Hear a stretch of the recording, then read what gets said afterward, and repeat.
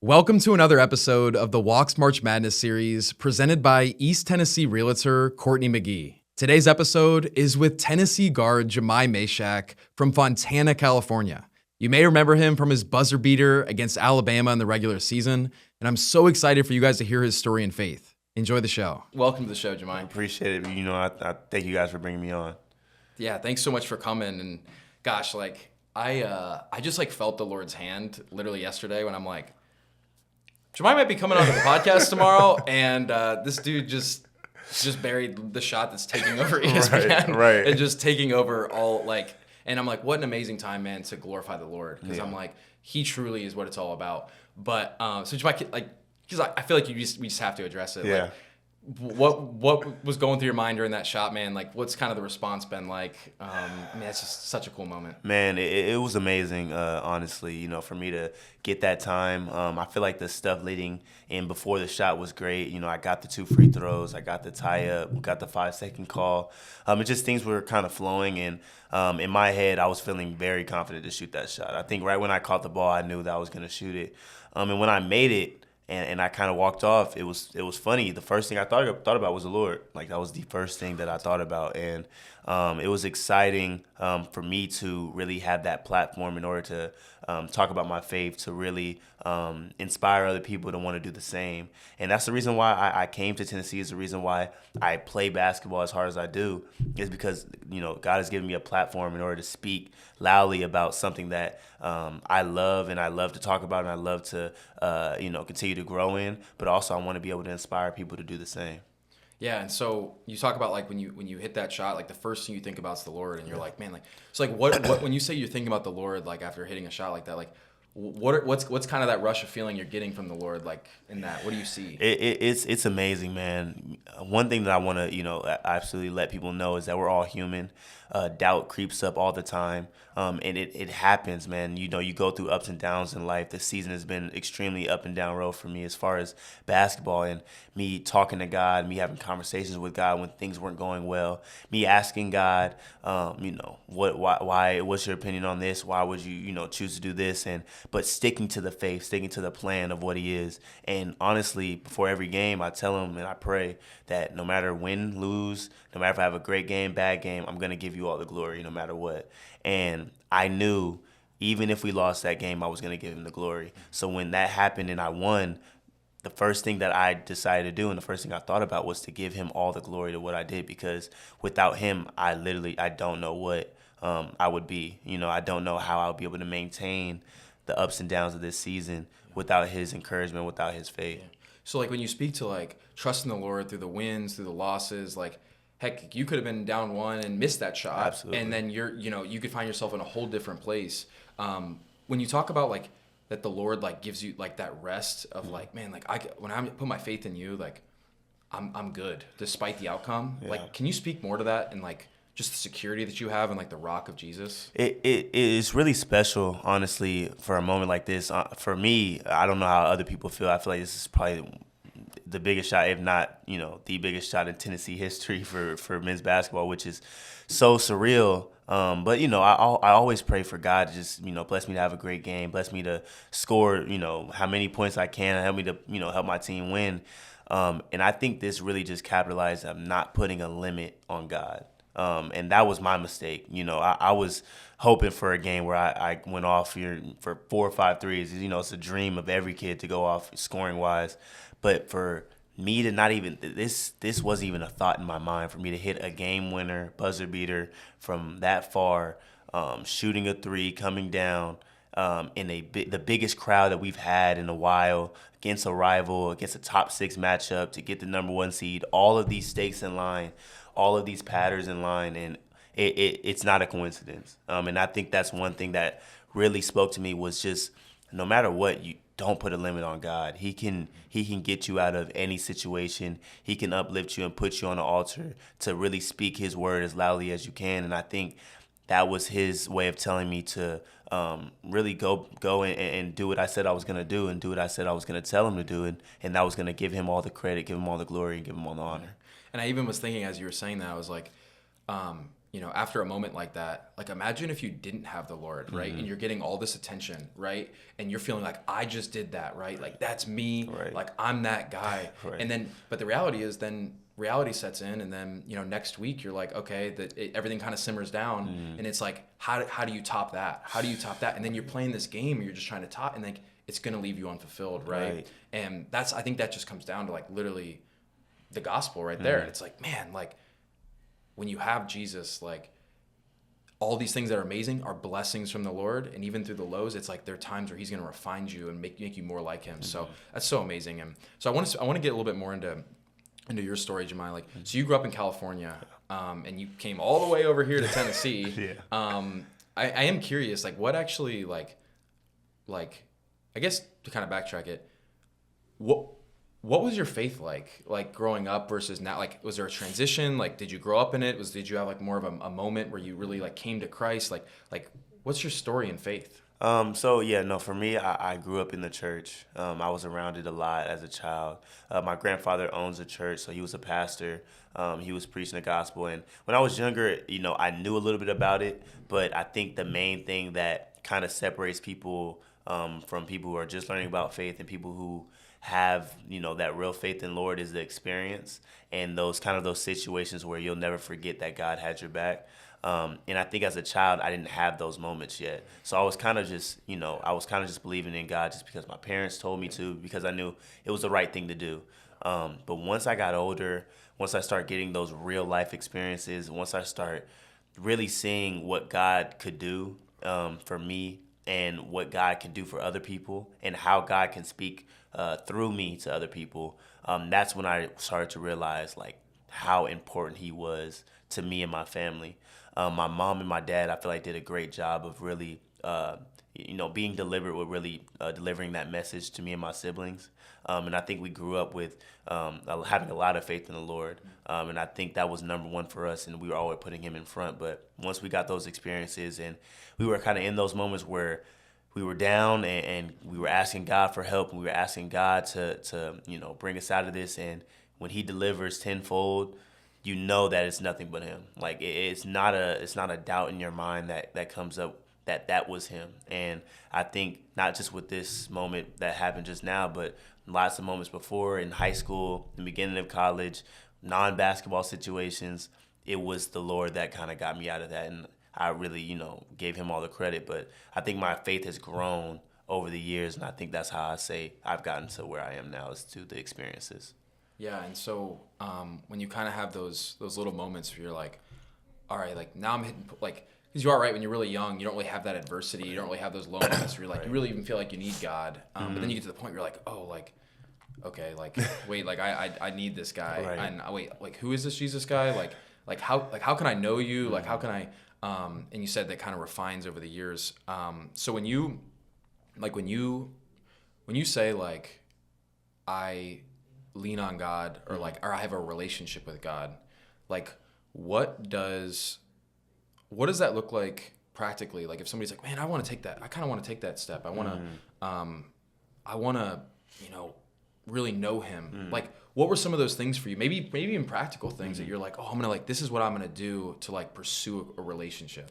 I think one thing that helped me really separate and really grow was realizing that this thing you have with God isn't a religion, it's a relationship. And I think that's the biggest thing that people have to realize is you have to talk to him like he's your father, because he is. You have to talk to him like he's your best friend. You have to talk to him like he's your brother. And no matter what, you feel comfortable in your family, you have to talk to him that way. And I think that's probably the most important thing, is I didn't approach him as the being as he is, but I approached him as he wanted to be approached. And that was somebody that was going to have my back no matter what. How I talk to him is how I talk to my mom, how I talk to my dad, how I talk to my siblings. And it's really just pouring my heart out, not having to put it in a pretty package, but really that raw and uncut feelings and emotions. And I think that's how you build those relationships with God, those moments with God. And I think the other thing is really realizing when he has your back. Sometimes people can ask God for this, ask God for that, but they don't realize that he's probably already done that for you before and you didn't realize it. where the situation you've gotten to now, it wasn't without him. If it was a good situation and you're asking for more, you have to sit down and realize he got you to that situation. He got you to where you were dreaming of, and now you're asking for more. Sit down, breathe, and appreciate what he's gotten you to this point. And then that's when you decide to build on that and create a better relationship with the Lord. But you have to sit down and realize where he's showing you these signs instead of just rushing to the next thing. And I think for me, that was probably the biggest thing for me from high school to college, was realizing like, wow, I'm asking for this, I'm asking for that, but man, he got me to a great university. I'm healthy, my family's good, I'm mentally, I'm okay. I'm able to talk and communicate with people, and I'm having a lot of great relationships with people. He's done more than enough for me, and I think that's when you have to realize is those certain aspects, those certain situations that God has already done more than enough for you, and you have to realize that. Buying or selling a home in East Tennessee, you need someone that knows the market inside and out, and that's where I come in. I'm Courtney McGee, a top 100 real estate agent in the area with a proven track record of helping people buy their dream homes, sell their homes for top dollar, and even buy investment properties. Let's make your next move the right one. Give me a call at 865-567-6961 or visit my website at courtneymcgee.kw.com, and let's get started on your next move. Can you speak to like what does it mean to surrender to his will over your will? I think surrendering it's a funny aspect, because I think when people think about it, it kind of comes off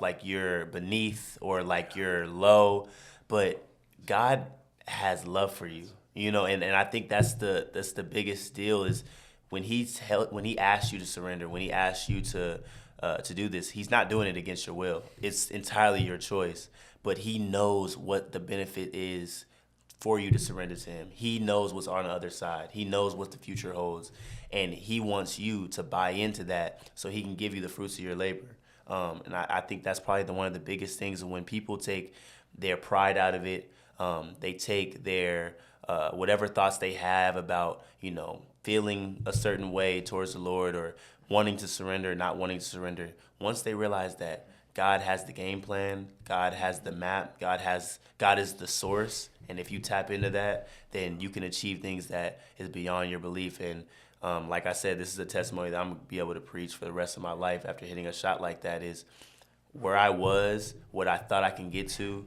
God achieved that and more. And I think that was the main thing I thought of when I was sitting at home, was like, he did something that I couldn't even thought of. He brought me to a place that I couldn't even dream of. But that is the funny thing about the Lord, is when you tap into him and you trust him and you believe in him, he'll show you the way of his world, and he'll show you his light. I thought of John 13:7. You do not realize now what I am doing, but later you will understand. Mm-hmm. I feel like that's a verse that's like, when you can look back, you can be like, man, there's so many times, man, where I just like, I didn't know, and I didn't understand, and like, I just need to trust you. And like, looking back, you just see his faithfulness. Mm-hmm.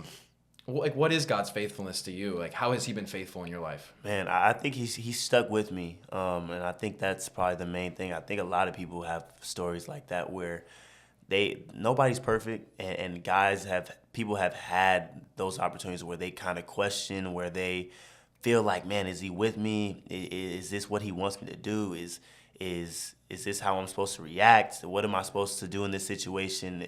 Does he want what's best for me? Why am I feeling this pain? Why am I feeling these emotions? Why am I feeling this anger? And I think all that goes to show is when you take a deep breath, when you realize that, one, you have to continue to do everything that he's telling you to do. You got to be able to do the works. You got to be able to do all that, because works without faith is dead. And I think being able to do all that is important in really tapping into God and tapping into that source. And so I think it's a big thing, man. I think it's when you have that faith and you do the work, God can show you ways that you'll never dream of, and I think that's important. But that's another scripture that I really tap into, is faith without works is dead. And I think you have to have one with the other. God isn't going to have you, he's not going to give you the desires of your heart without putting in the work for it.